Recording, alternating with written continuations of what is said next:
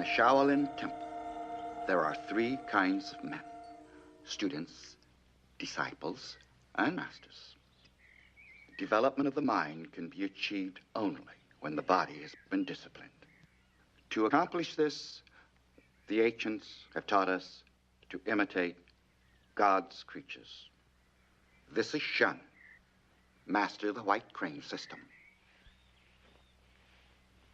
From the crane, we learn grace and self-control. The snake teaches us suppleness and rhythmic endurance. The praying mantis teaches us speed and patience. And from the tiger, we learn tenacity and power. And from the dragon, we learn to ride the wind.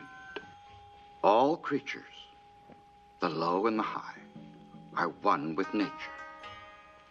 If we have the wisdom to learn, all may teach us their virtues.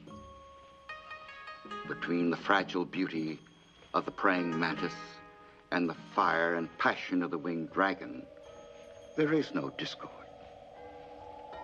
Between the supple silence of the snake and the eagle's claws, there is only harmony.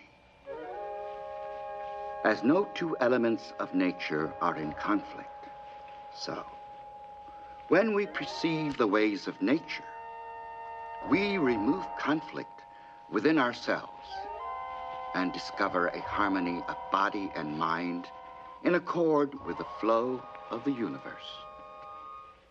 It may take half a lifetime to master one system.